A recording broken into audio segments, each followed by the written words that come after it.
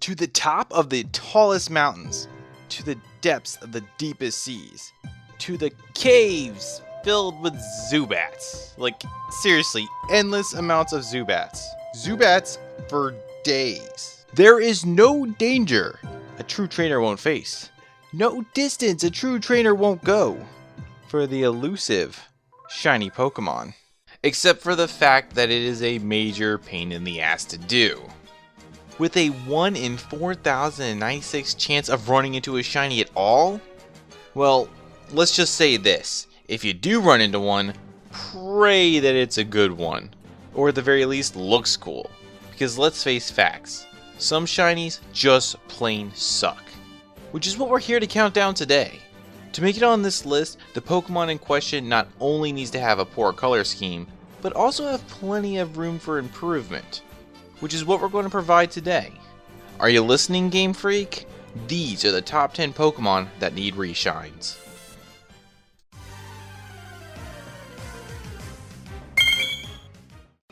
Pikachu.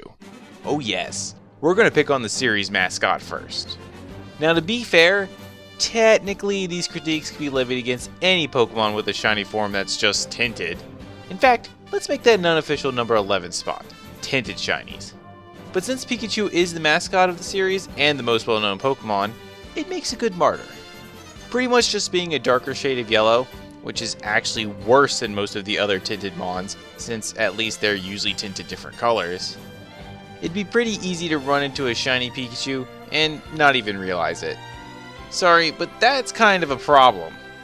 I get that Game Freak probably didn't want to mess with the mascot's color too much, but come on, this isn't Ash's Pikachu or Red's Pikachu. It's ours. Let's have some variety. Admittedly, Pikachu's mostly solid yellow design does make it a bit challenging to recolor it without it looking, well, weird. But I feel that a primarily white Pikachu with yellow highlights both keeps well with the original design, and it even has a bit of a throwback to the classic version. You remember, right? Pikachu!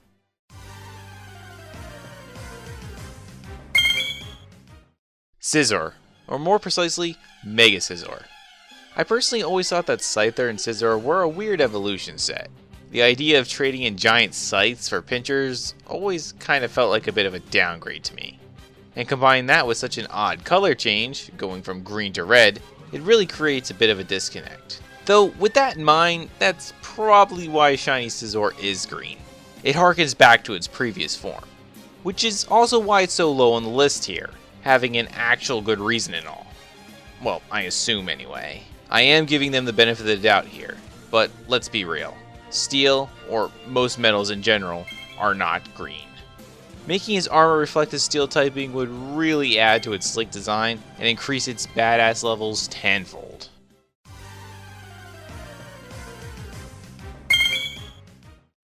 Crobat. Now Game Freak had this really bad habit back in Gen 2. You know, that generation that actually introduced shinies? Basically, they took a bunch of Pokemon, just tossed some glitter on them and made them pink, and called it a day. Now, I have no problem with the color pink, which we'll see in the next number. But when you start glamming up your Pokemon for the Hoenn region's rendition of the Sugar Plum Fairy, it begs the question, what are you thinking? Now, poor Zubat already garners so much hate for being the biggest pest in caves that you've ever seen. They're probably the reason repels were even invented. Look, you can even see them on the can. But the fact is, Crobat is a great Pokemon, but pink just isn't helping it intimidate its foes. So I think the solution here is pretty obvious. Just like a real bat, make it black. But to keep things interesting, you could have the inner wing either be blue as a throwback to its prior evolutions, or you could make it purple in reference to normal Crobat. Either way, just be wary of your repel wearing off, because I think we all know what happens when it does.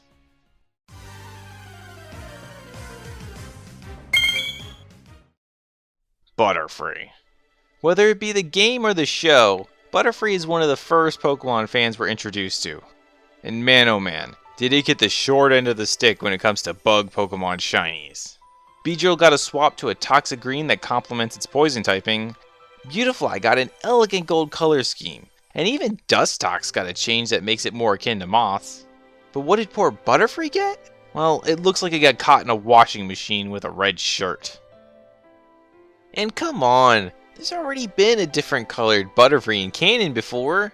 We all remember it, even if we really don't want to. That episode where Ash had to say goodbye to his beloved Butterfree. Heartbreaking stuff. But hey, at least our guy's Butterfree got to hook up with what should be Butterfree's official shiny. Just use it as a way to bridge the show and the games a bit further. Yeah, Game Freak, I don't need to redesign this one, because you guys already did it for me. Now use it.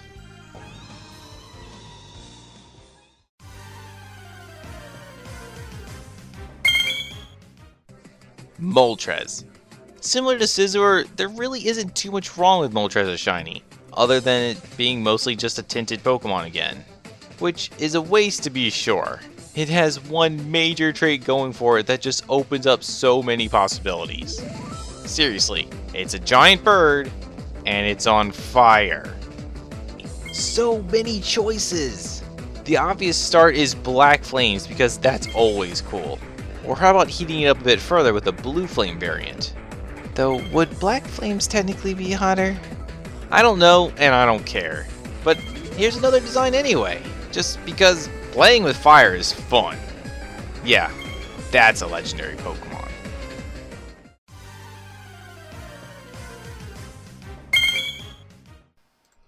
Haunch Crow. I'd like to make you a shiny that you just can't refuse. Oh, I suck at voices. But seriously, Haunch Crow. He's the dawn of Pokemon.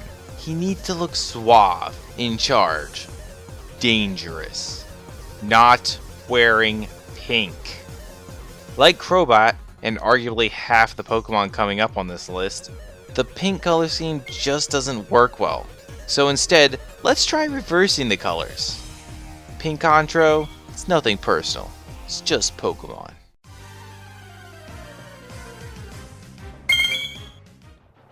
It's a tie between Mega Garchomp and Mega Sharpedo. Together, these Pokemon are a deadly pair of badass sharks. Tough looking exteriors, torn fins, and a yellow star that help connect them as a species and just add more depth to the world. But unfortunately, another trait the duo share is that together, they cover nearly every problem I have with bad shinies. Let's start with Mega Sharpedo. Its shiny is pink. Again. Seriously, nothing wrong with pink, but let's be real. This is a shark. It's meant to be intimidating. Pink isn't intimidating. Okay, well, you know, most of the time. But it definitely doesn't work for Sharpedo. Now, they could have fixed that with the Mega Evolution. Shiny Gengar and Shiny Gardevoir's Mega Evolutions got a really cool change. So why not Mega Sharpedo too? But it needs to be done right, unlike Garchomp. Now, Garchomp's shiny falls under that problem I have with tinted Pokemon. Its shine is just barely noticeable. But then, it Mega Evolves. Wow, really? So they decided that in order to connect these two Pokemon further, let's just make Shiny Garchomp a jumble of pinks. Who thought that was a good idea? That's literally the opposite of what you did with Gengar and Gardevoir. But let's look on the positive side. Both Pokemon can be fixed with the same shiny color scheme. Oh yes, I think the music says it all. Just when you thought it was safe to go back in the water.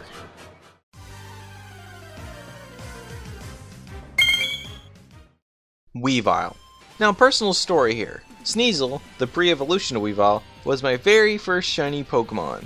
And we're not even excluding the red Gyarados here. I played the original Gold on the green and black Game Boy. God, I'm old. And I didn't even realize that there was a color change, so I knocked that sucker out. But getting back on topic, I caught my shiny Sneasel in the giant chasm in Black and White 2. And while I was blindly excited to catch my very first shiny Pokemon, and very happy that it was an awesome Mon to boot, looking back, I gotta say that Weavile's shiny really sucks. What started as an awesome red and black color scheme turned to pink and mustard yellow one. pink again. Since we've already talked about what's wrong with that, let's just skip to fixing that, shall we? Weavile is a dark ice type, so if the original color scheme complements the dark typing, let's have the new color scheme complement the ice, changing the black to white and the red to blue, which would have the added advantage in, say, the snowy tundras of the Route 17 in X and Y. If the cold doesn't get you, Weavile will, as long as it's not pink.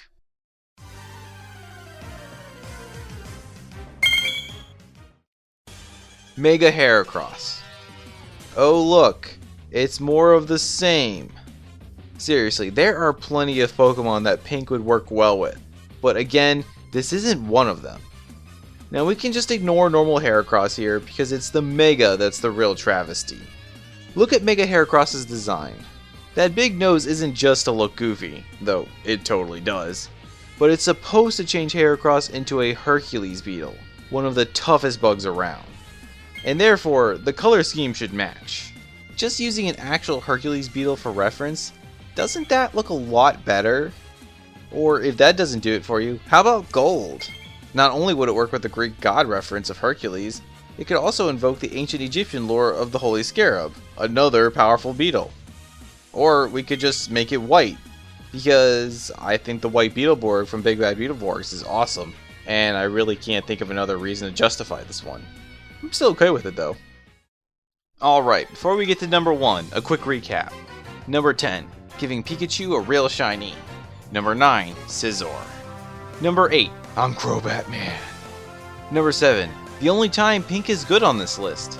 Number 6, Moltres. Number 5, it's just business. Number 4, it's a tie between the Great Whites. Number 3, my very first shiny ever, Weavile. And number 2, Big Bad Mega Heracross.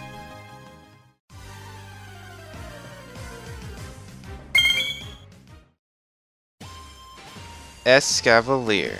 If there is any shiny Pokemon that is truly wasting its potential, it has to be Cavalier. Let's be honest here, the shiny practically writes itself. But somehow, this is what we got. Come on, Cavalier is a knight. This should be easy. The mysterious Dark Knight clad in black armor who shows up to save the day. Or is evil. One of the two. Or how about the reverse? A noble white knight Cavalier. Both would work. Or if you couldn't decide, how about gold armor? The royal Cavalier. The king of the Cavaliers. You know what? Why choose it all? Game Freak, come on. Screw the rules and give Cavalier multiple shiny forms, making life even harder for shiny hunters. Oh, the first world problems. So, that's my list. Agree? Disagree? Ah, who are we kidding? You disagree. But if you do, what shiny Pokemon do you think need a reshine? Let's hear your ideas down in the comments below. And until next time, remember, those hundreds of hours you spent hunting or breeding shiny Pokemon? Worth.